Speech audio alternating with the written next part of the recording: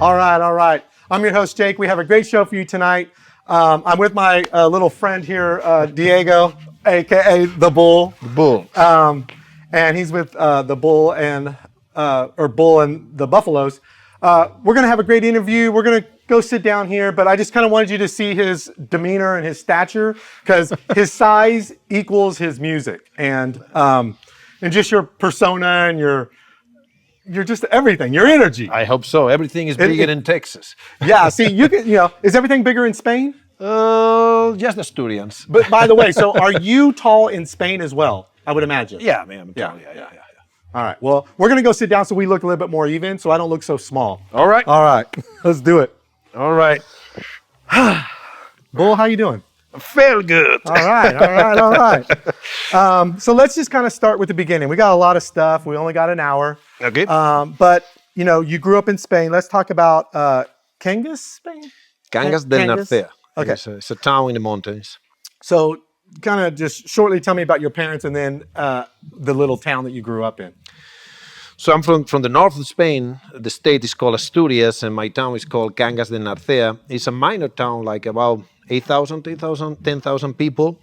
It's very into the mountains, so it's kind of insulated for the rest of the state. So we have our own traditions, our own culture. Even the weather is kind of different to the rest of the state. My father was a banker.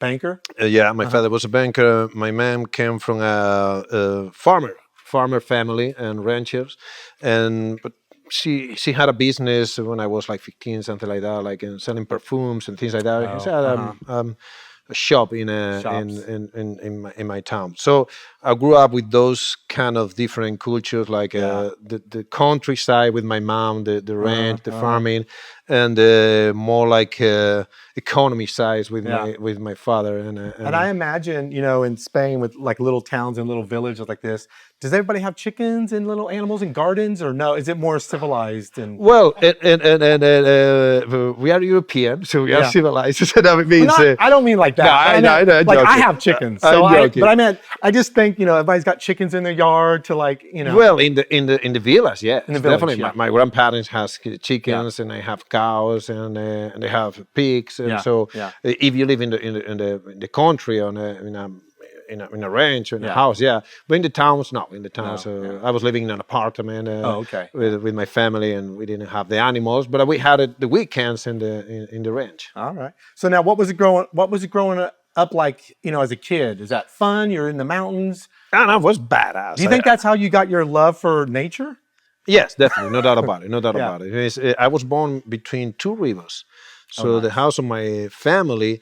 It comes from generations and generations and generations. So and it's literally between two rivers, and I learned how to swim, and on the river, and I was playing all the time with animals and in the forest, and hanging out outside constantly. Yeah. So the good thing living in a small town is I remember my mom gave me, a sandwich, a holiday, and you're eating the sandwich, and then you come back anytime. They are not worried because.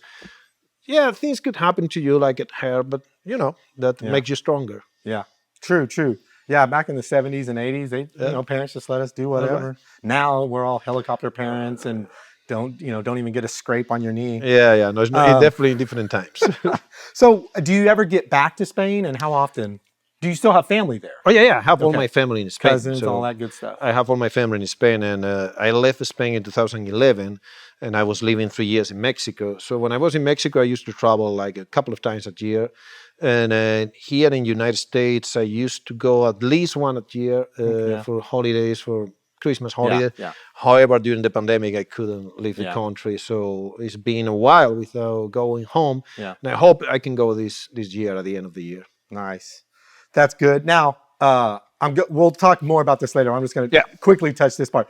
I'm going to be in Portugal and Spain later this year, and all I hear about is the café con leche. Do you miss that? And how much am I just because I'm a big coffee drinker?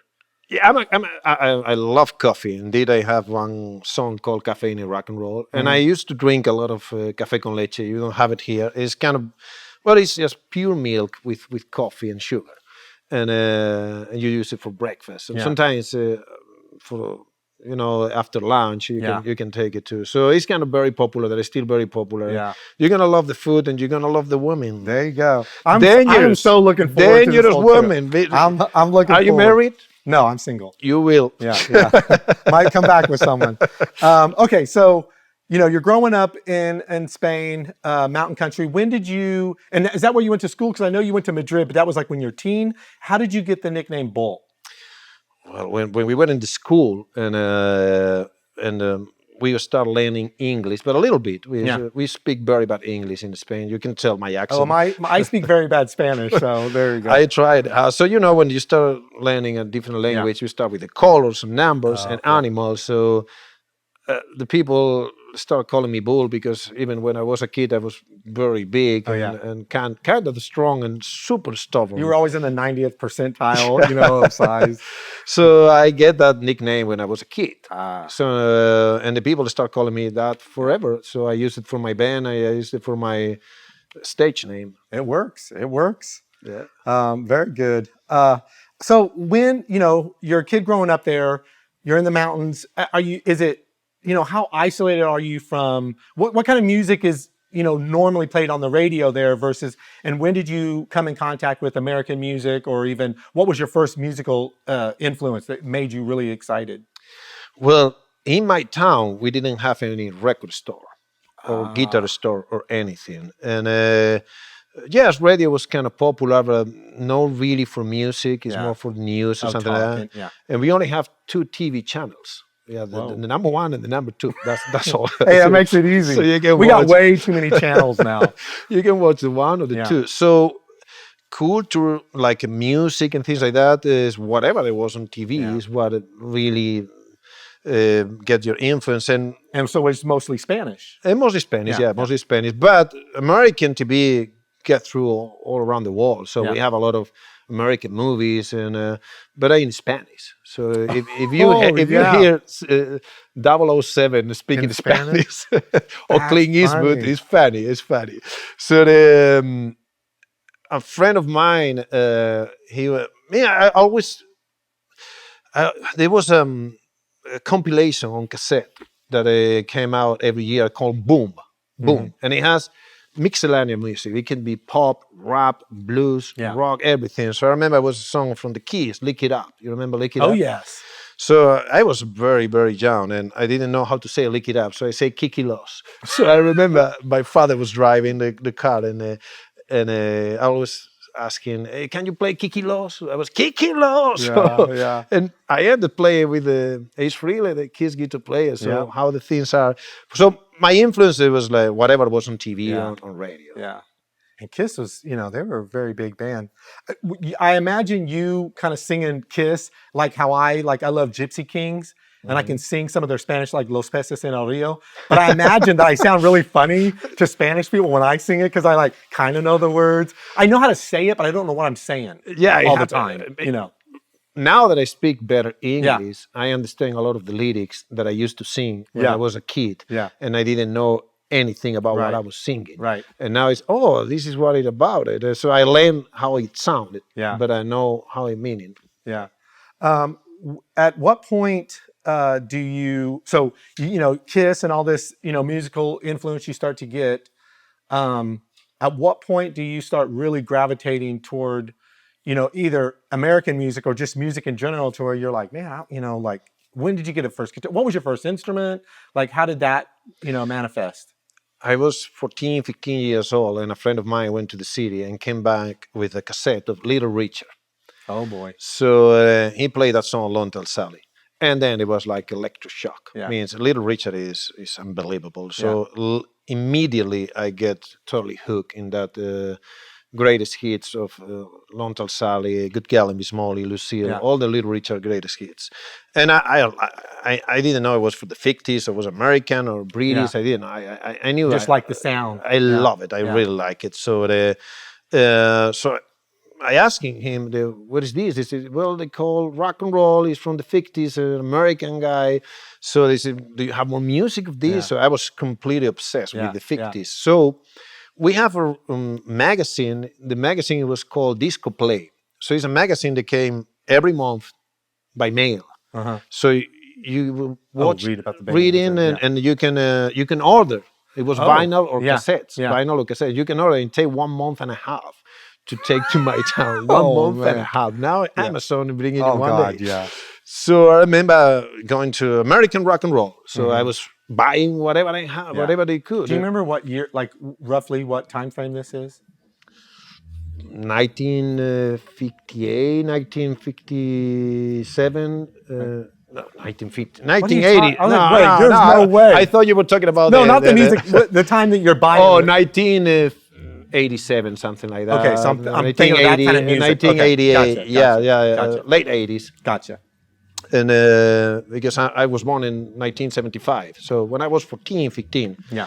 So and I was buying whatever came from America. Yeah. I was completely obsessed with American rock and roll, especially 50s. Elvis Presley, Jim Vincent, Eddie Cochran, Little Richard, Chuck Berry, all those guys. I was completely obsessed, which is good because that is the beginning of the rock and roll music, and that's the foundations. And when you learn how to do that, you have all the tools to do. I mean, all the people now doing music, they get it from that time period. Yeah. I mean, and even the 70s, everybody's doing the 70s.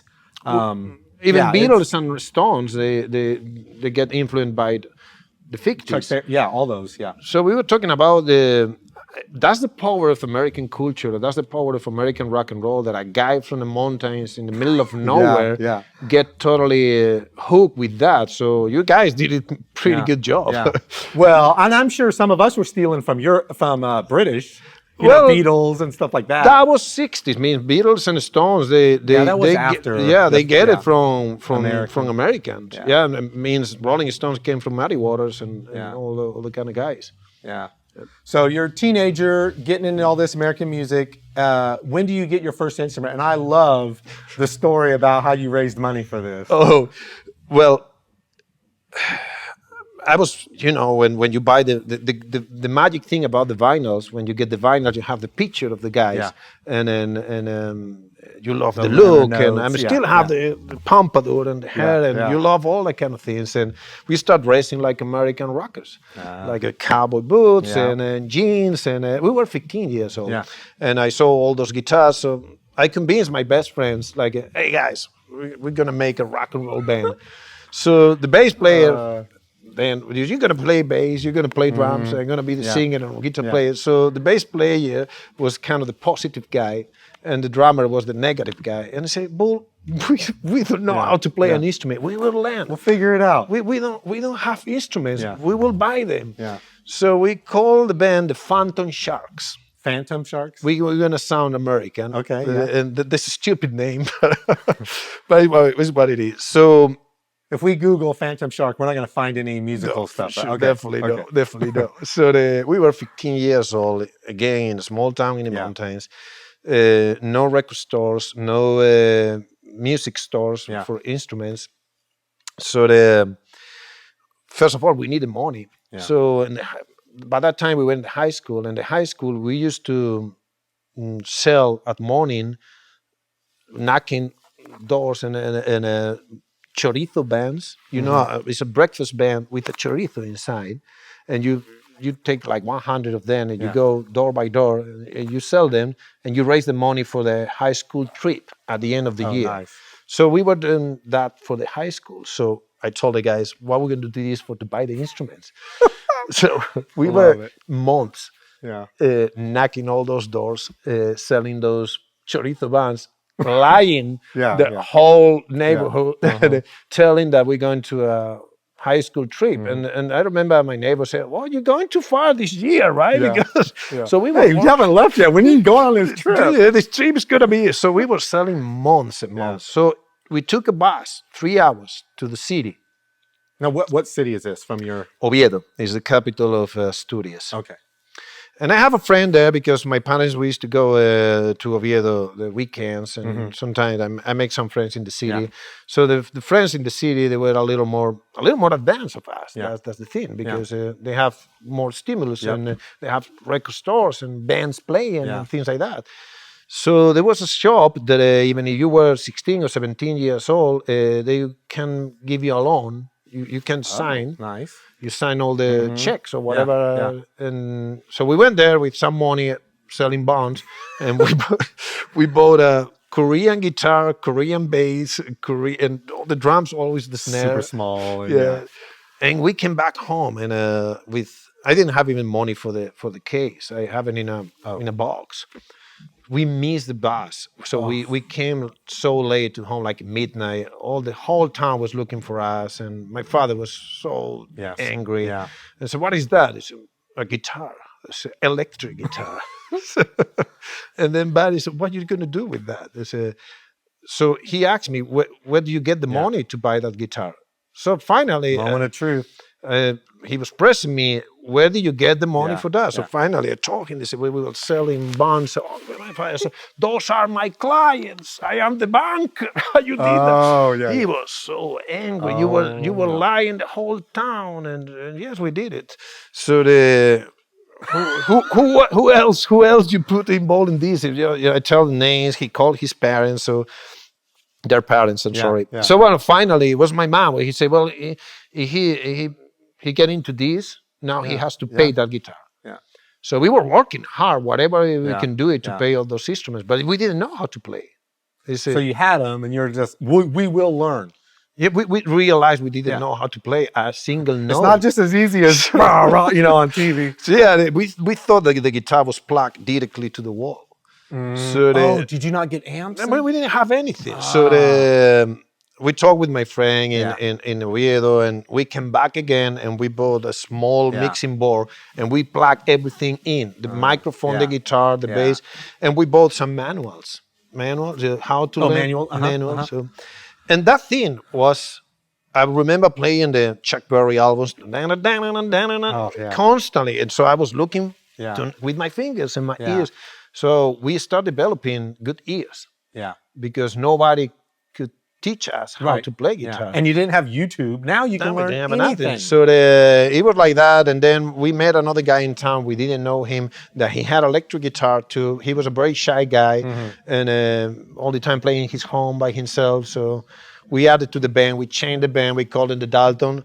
And we were kind of 1 year practicing every single day till we start playing. Yeah. That was so then, once you guys practice for a year and start playing and you're singing, when do you make the move to Madrid?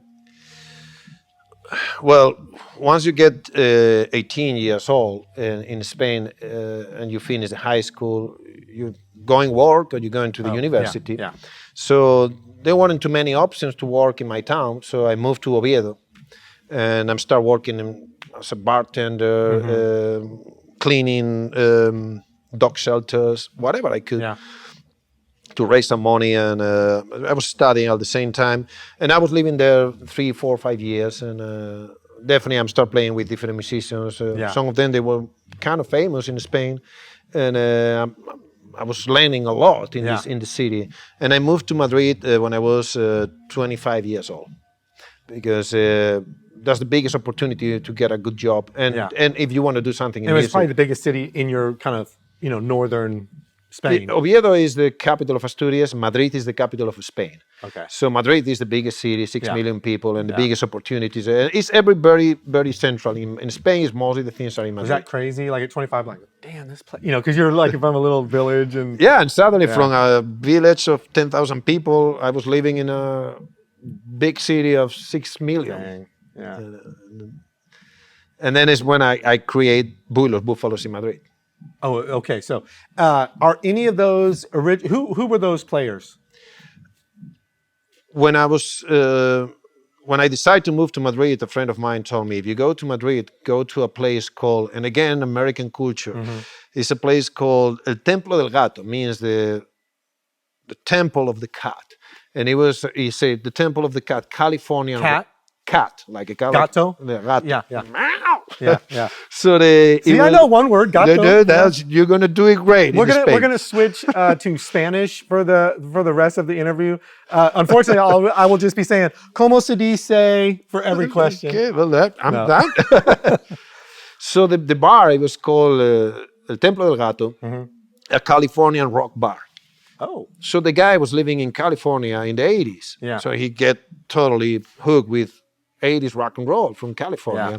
So the music there is totally 80s rock and roll. Yeah. It was Motley Crue, Guns N' Rat, Roses, Scorpions, Rat, Scorpions, yeah. and it was everything. Not only Yeah. hard rock, it has rockabilly, Stray Cats, it has everything. It was a great bar. So the bartender, his name is Antonio Verdi. He's from Asturias. He's a great guitar player, and he say, if you go to Madrid, go and talk with him Yeah. because he knows musicians. Yeah. So immediately I drove from Asturias to Madrid. Before I get to the place that I was renting, Yeah. I went to the bar immediately. Yeah. And I went to the bar and I say, "Hello, I am the bull." "Oh yeah, I think I'm." I am the bull. I said, I am Birdie. And so we were talking all night and drinking. Yeah. And they say, "Man, I came here with the idea to start a rock and roll band." And he said, "Okay, I play rock and I know a couple of cats." Couple of cool cats. Cool cats. Yeah. So we were talking there, and there was a magazine. He said, "Why we don't call the band The Bull?" And I didn't want to be so egocentric. Yeah. I am, but I don't want to be so much. Yeah. So I want to name the band to, and it was a magazine, a National Geographic magazine with a buffalo on the cover, and the buffalo was crossing a winter storm. And the magazine saying in Spanish, buffaloes they are not afraid of the winter. Yes. They go into the storm, right? They go directly into the storm to cross it as soon as they can. Yeah. And that's the attitude they're looking for this band. And so they call it Bully Los Buffaloes. The bull and the buffalo. Bam. Yeah. Yeah, I recently found out about that. I was a motivational speaker, and he was like, don't be timid. Face your fear. That's the right. buffaloes go right into it, and they get out of it faster. Yes. If you run from it, it's in you long. It's raining on you longer if you go away from it. And it's the face it. attitude that I was looking for Yeah. for the guys and for the band and the message that I want to send. And Yeah. some people say, it's a goofy name. Well, and the Buffaloes, no, it has a meaning. No, that's great.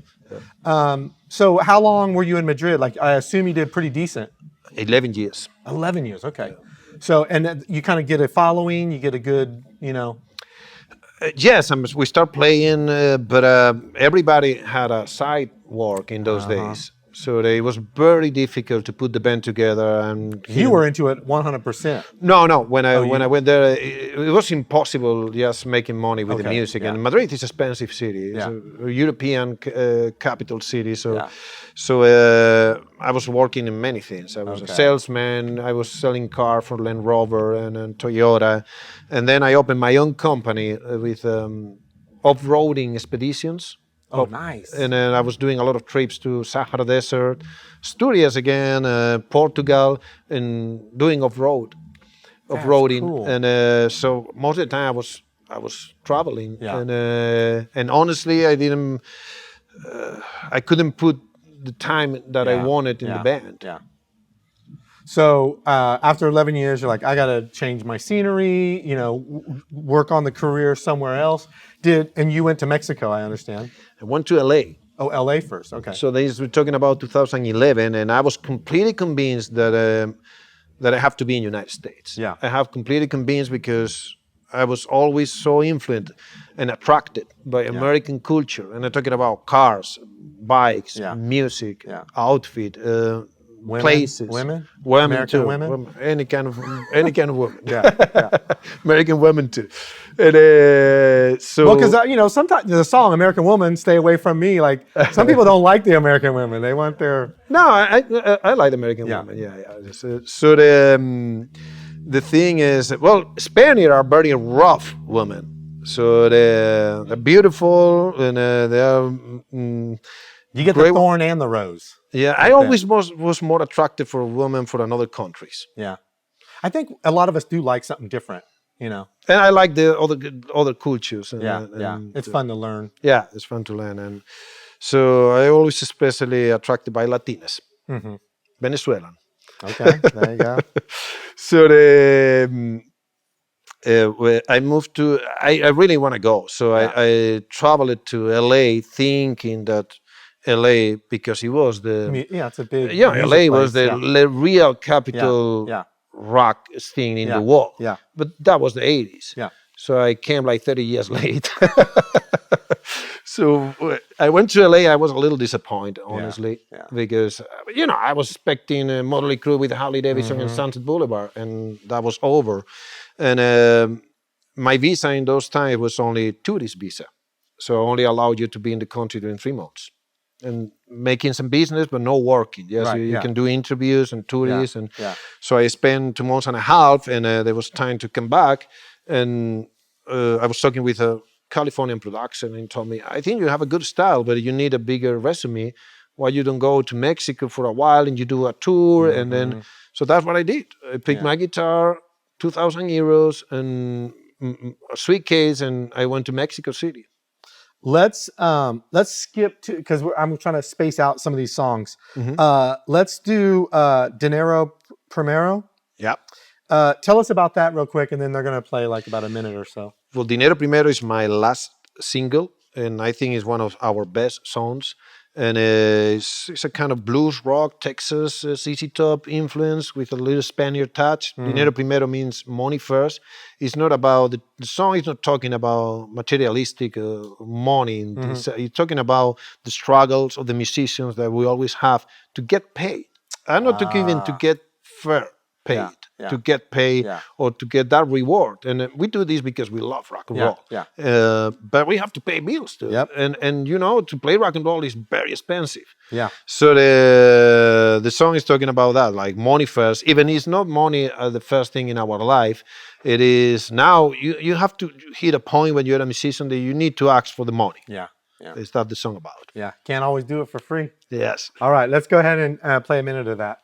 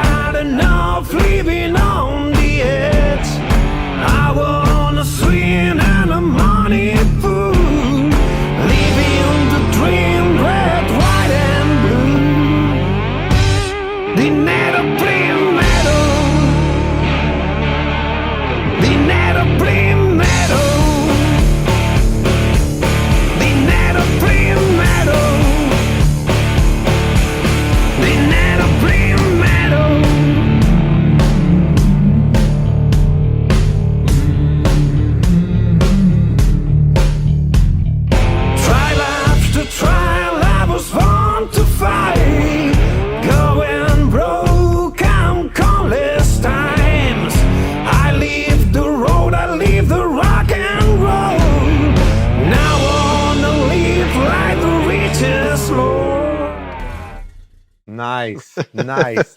Okay, we got to talk about that style video shot. Who did this? Who did you work with? Where was that shot? Well, the director is called Stephen Collins. He's down in Lockhart, Texas. He's fantastic. And this is a Texas ranch in Dime Box, Texas, where my friends David Vincent and Suzanne Vincent, they live there. David Vincent for I Am Morbid, the singer. So I was looking. I really like Texas culture.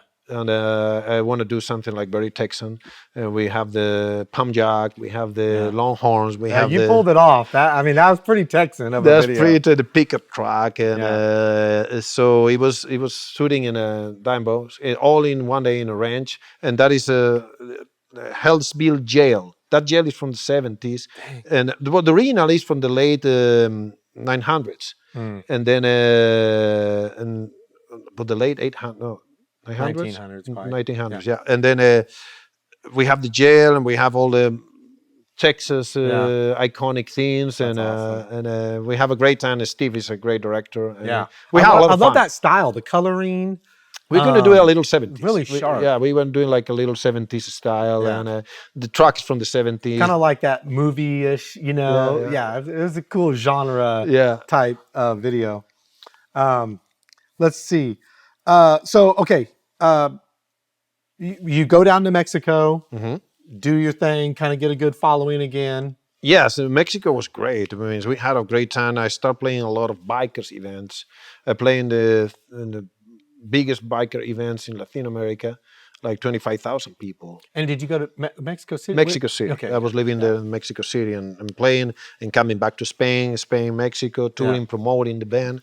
And we did it. We promote a lot of the band, and we have a good crowd and a big resume. Yeah. We were in TV, so we did it kind of well. Did you have anyone from any other old band, or do you always form a new band in whenever? Okay. Yes, I formed a new band in Mexico. Yeah. Okay. Yeah.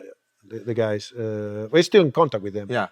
So then, when do you move back to U.S.? We're talking about 2014. So this time I have a way bigger resume, and I won a couple of awards, and I was playing in very big. So that was the time to apply for a work visa. So I was applying for the extraordinary abilities in the art of music. So I was honored with that visa that allows you to live in the country and working as a musician. Nice. So that was the time to move in to Texas in this case. Why did you pick Texas? Well, a lot of people told me that Austin was a very cool city and they treat musicians pretty well, which is true. And people love music, a lot of live venues, and one of my friends, he was living here, so I came to visit him, and I love it. Yeah. I was instantly. That's how in we love. get everybody. We have all these, South by Southwest, ACL, all these people from all over the country come here, and they're like, damn, this place is awesome. And then, I imagine the move-in rate for Austin after a big event like that, just over the next few, just always just sky high. Yeah. Now, Austin, I'm talking about 2014, 2015.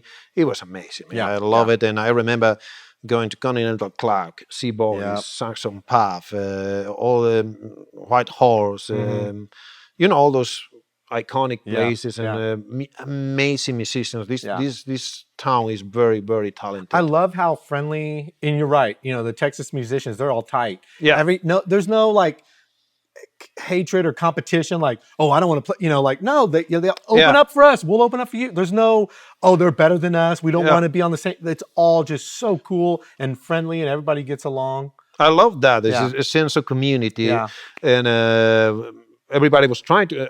I have to say that I have very good American friends. They always help me a lot. So yes, it's a trip that I did by myself, but I always found good people helping me in Mexico, definitely here in Texas too. Yeah. So a lot of good friends and a lot of musicians. So I get in love with the city, and if I play hard rock, but Texas blues rock. This is not a very hard rock city. It's more honky tonk and blues but. Even San Antonio is pretty. San Antonio is more, That's a hard San rock Antonio. town, Yeah, it's way more rocker and metal. I don't play metal, but than Austin. Yeah. So 2017, you do Animal, and that you got Road Less Travel, which, by the way, awesome. Hammer and Nail. Yeah. We don't have that. Okay, queued up. Well, people can Google that or YouTube it. Let's also, I know we're jumping ahead here because we're trying to squeeze in time. Let's do the Veil next. So set up the Veil. Yeah. By the way, awesome video. Thank you. Well, the Veil is also filmed with Stephen Collins. That he's again a great director. My idea, it wasn't a futuristic video. I love movies. I really like movies, and I told Steve, I want to create a cinematographic experience. I don't want to just me singing and playing. I have a lot of videos like that. I want to be, and they say, I think escape. I think you can act. I don't know. And they say, I think I'll give it a try. Let's do it. And he told me, what about be a bounty hunter like a Blade Runner and do retro effects? I said, let's do it. Sound like fun. Yeah. So I wrote that song. It's like a Ford Harrison, It has definitely has a little of a Star Wars, a little bit of Blade Runner 80s. So and we use Giddy Apps that I love Giddy Apps.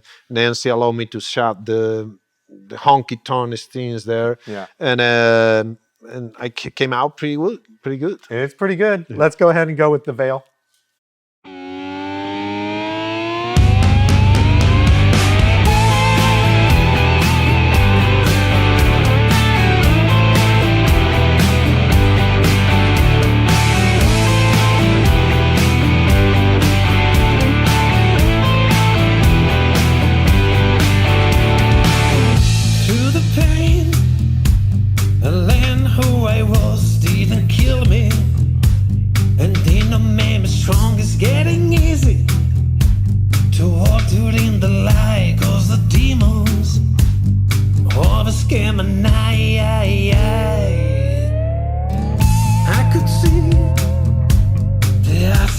tomorrow falling down on every one of us. I was sailing back to the thinker's prison when I told the blind to realize my vision. How long this feeling's gonna last? How long? How long this feeling's gonna last? How long?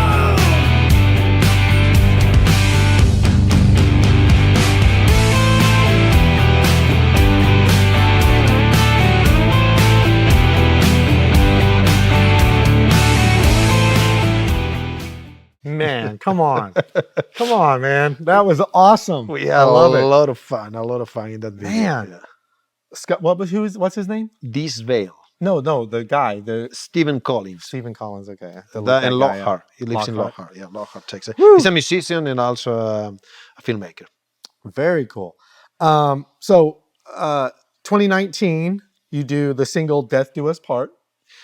So, well, Animal was, if you don't mind that I Yeah, come no, back to no, Animal, yeah. I think because it was a point of inflection in my career because it was my first album in English.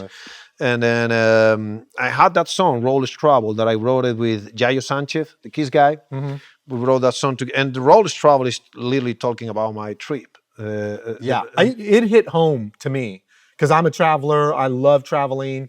I'm going to be going to Spain later. Portugal. So like that song, I was like, oh my God, I'm going to put that so I have it when I'm walking up the coast to it's Spain. high energy. Yes, it's going to be in my ears. So I had that song and I have a cover of Willie Nelson, Seven Spanish Angels that I did in Spanish. I only had those two songs and I met a guy called Raymond McGlamery. He's a good friend. He passed away last year. And he was helping me a lot in my career. And he named a guy called L.A. Lloyd from KLBJ Radio and Rock 30. He's over there. He's in the audience.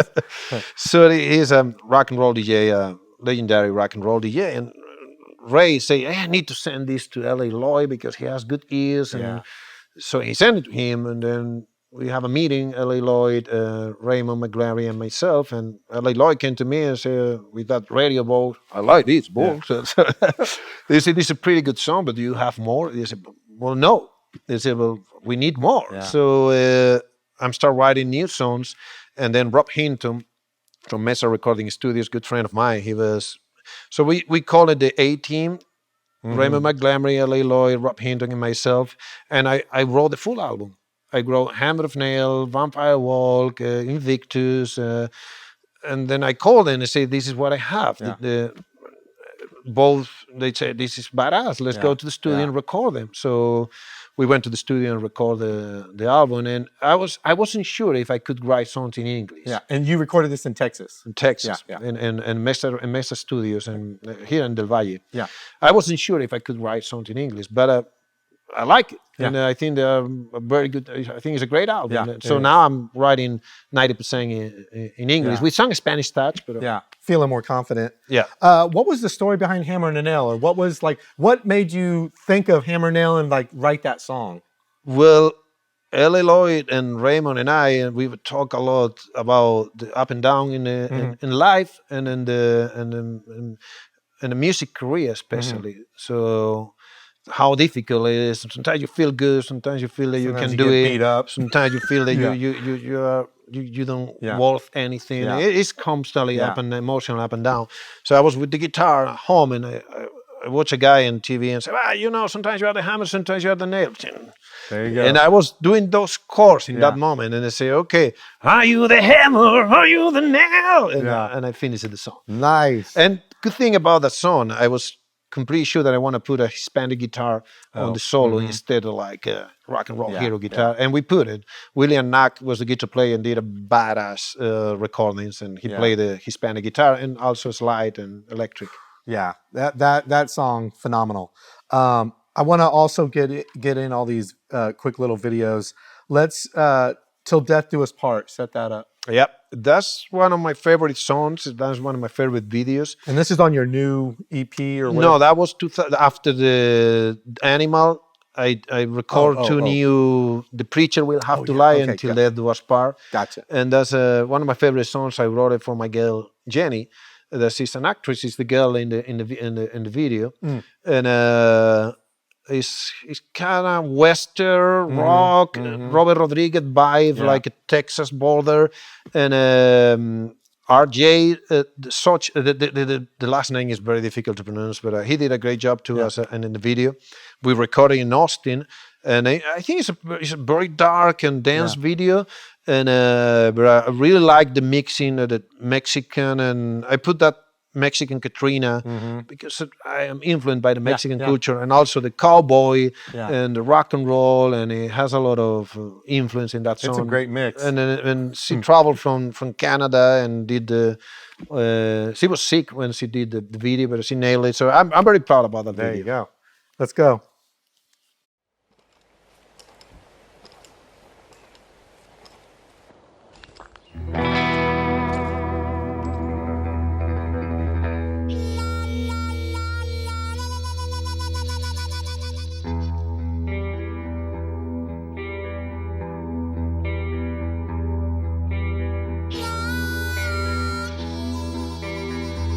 To burn a lot of hate to love you like I do now. I learned how to empty myself to be filled by you now. Bones and heart, the skin and scars, the only thing I had for you. It has taken so many storms to get to this calm. I was running to escape from hell, to escape from myself. And the fear leads on those who decide to embrace it, where the others just fail. We arrive farther hasta que la muerte nos separe. Till death do us. Nice. Yes. Yeah, I can see a little Desperado. Yeah. You know, it's a good Tex-Mexy. That's awesome. So speaking of band, you have, when you are in Austin, you have a band. In LA, you have a band. I was living 1 year in LA, and then I met guys there. So when I was playing in West Coast, I needed a band there. So I started another chapter of Bullet Buffaloes in LA. But when I'm here in Texas, I used to play with the guys here, like Scum Manhattan, Costamos Jacumis, and Jonas Sachs. But lately, I'm traveling a lot to LA, and I'm more hooked with the LA band, and basically I'm more focused in just one band. Yeah. I love all the guys that we played together. They did a lot for this project. Yeah. They did a lot for me, and I hope I did good things for them too. And we're still good buddies. We're still in touch. Yeah. But I need to focus in just one band. It's hard to be spread out. It's probably good to be focused. So I'm now focusing Jim Barry White, Bob Barnes, Josh Foster, and Celso Salim. They are in LA, and that's with the band that I'm touring right now. Yeah. And I'm very, very happy with them. They're working very hard. These guys, they can rock. Now, do you have any dates set up over there right now, or is that being worked on? We are working on a new tour in Midwest. We are playing a lot. We just came from Midwest playing there, so and we're gonna come back, but we can't announce the dates yet. Yeah. But we're working on it. By the way, let's do a little name dropping. Ace Frehley, some guy you might know, Ace Frehley. Yeah, from the Keys. Yeah. How did that happen?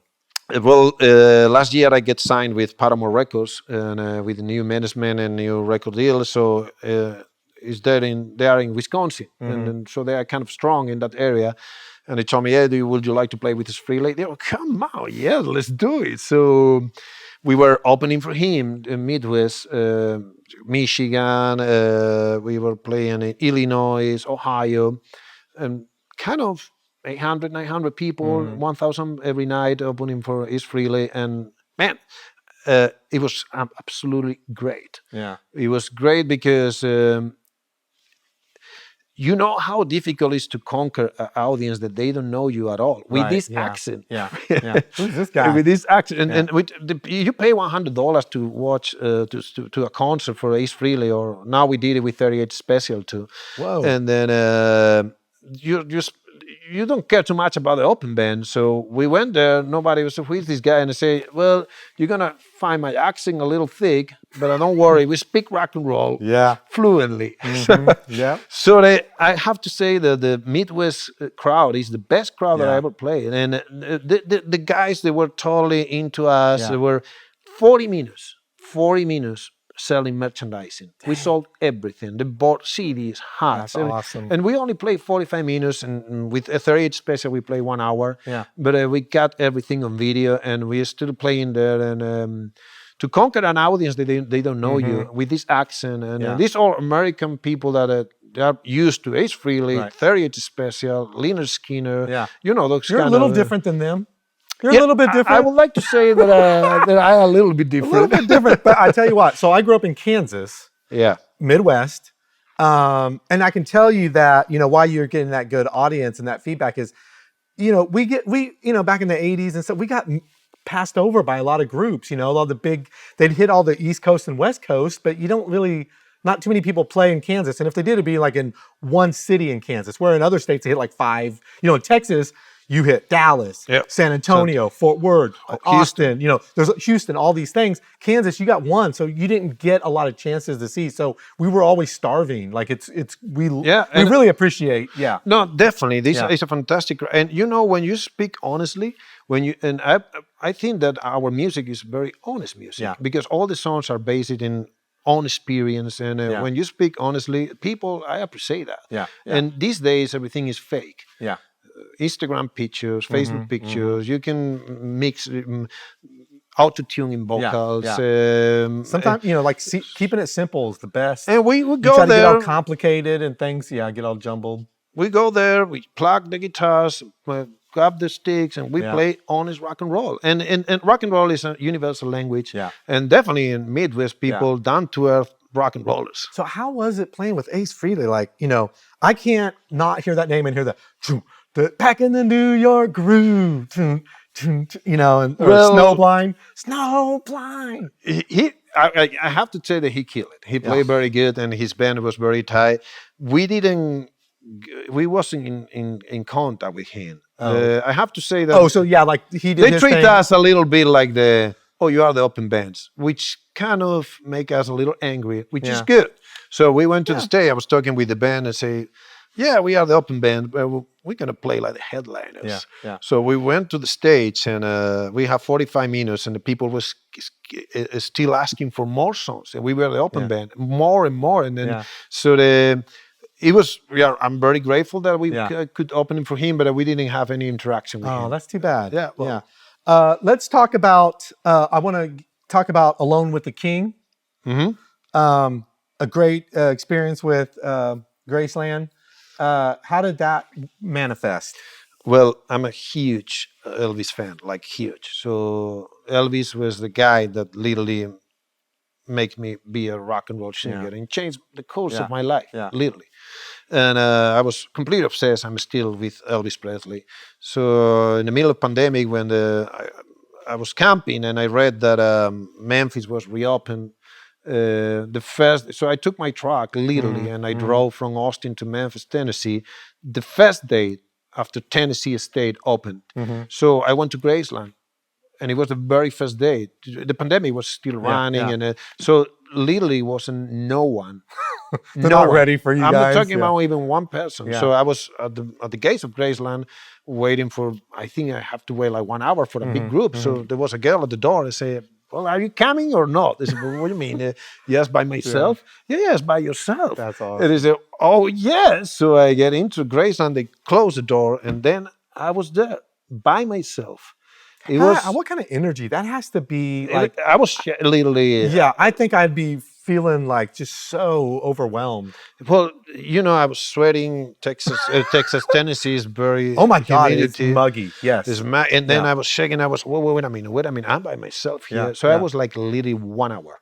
I went every room. I went to the jungle room and I was singing, "Oh like Yeah. I was, and Yeah. I was to the grave. I went. It was like an amazing experience, and I felt that Elvis gave it to me as a present for so Yeah. many Yeah. years, tributing him or playing Yeah. for him. So when I was driving, it was One-on-one tour. you know? yes, Yeah. I was driving back to Texas, and I said, "Man, I was along with the king." I said, "What?" And There you go. I wrote that song. That's awesome. Okay, we're gonna play this song and then we'll be right back.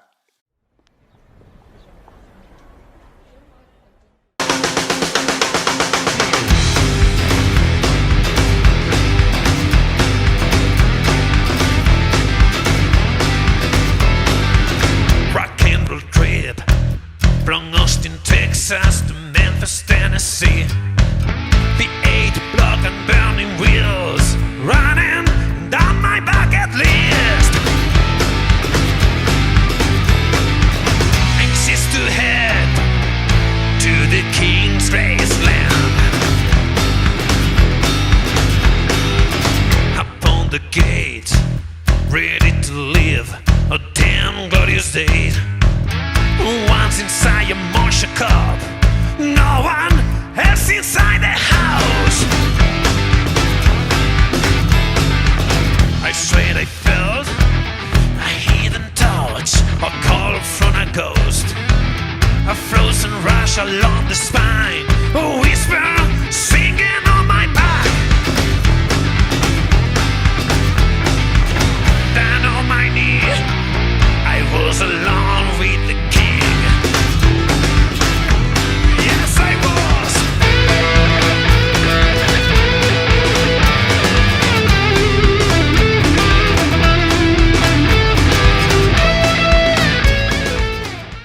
All right, Elvis. I was Man. wearing the same shirt. I need to buy a new There outfit. you go. There you go. Here, let me touch it.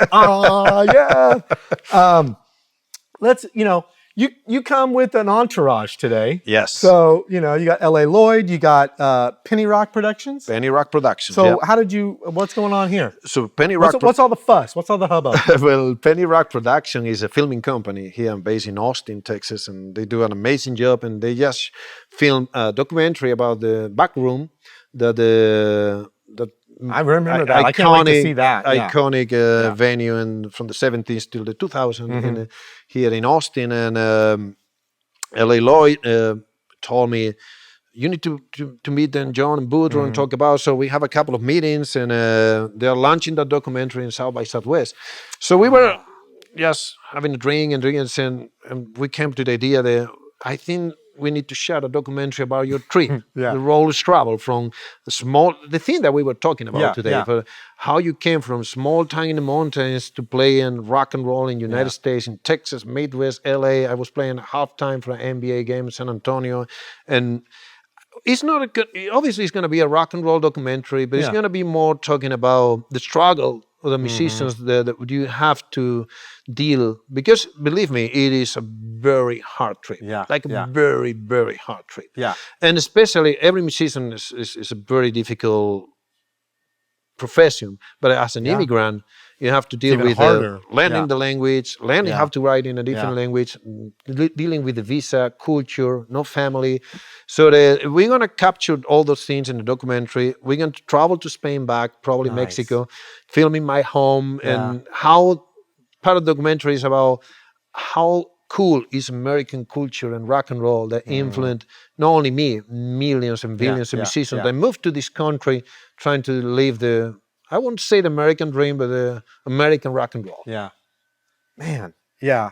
That's phenomenal. I love that they're doing that. That's so cool. Yeah. And, you talk about how hard it is to be a musician. What about like insurance? Like what, Well, how does a musician even survive? Well, we don't survive. Well, that's what I was like, do you have a second job? Like, is this all you do? I'm a full-time musician, but I'm still struggle very hard. But this one thing that Austin has amazing, it's probably one of the unique cities in the world that they provide medical coverage for professional musicians here in Austin with through HAM, HAAM. And that's fantastic because I'm from a country that the medical coverage is free. So one of my biggest concern here was that, I'm the bull, but what happens if I get sick? So I get hooked in 2016 with Ham, and they're taking care of medical coverage and students. Not only me, I think there are 4,000 or 5, a lot of musicians in there. What is the what does it take? Like, do you have to like? Is there any kind of proof or any kind of Yes. steps you have to do to get? You have to insurance? prove that you are based in Austin. Now I think they are open the radio for the Okay, surrounding. they're opening the radius. That you are a full-time musician, Okay. and that you have gigs, that you are Okay. working, and a certain minimum and maximum of incomes. So the And speaking of shows, what? Let's give out your website. website is losbufalos.com, and there you can go to the merchandising website, to the shows, videos on YouTube, social media, Instagram, Facebook, Twitter. So through the website, losbufalos.com, you can go to everywhere. And I heard you were on Sons of Anarchy. No, I have music in the Mayans. It's the spin-off of Sons of Anarchy. Oh, okay. The Mayans. I have 3 songs placed in that TV Which show. ones? Caffeine Rock and Roll, Invictus, and Deja Vu. Nice. There's 2 in Spanish, 1 in English. Very cool. Very cool. What's next for you? What do you have a new music video? Like, what are you gonna do next? Well, like I told you, we are working in a new tour. We are very focused on the documentary, and keep breathing. That's my Keep your head above water. my biggest concern is how to keep surviving and living. Yeah. Awesome. Well, man, it's so glad to meet you. Thank you so we much. could talk for another hour, but we'll do we're it. running out of time. Yeah. Thank you so much for being here. Thank you. We'll see you next week.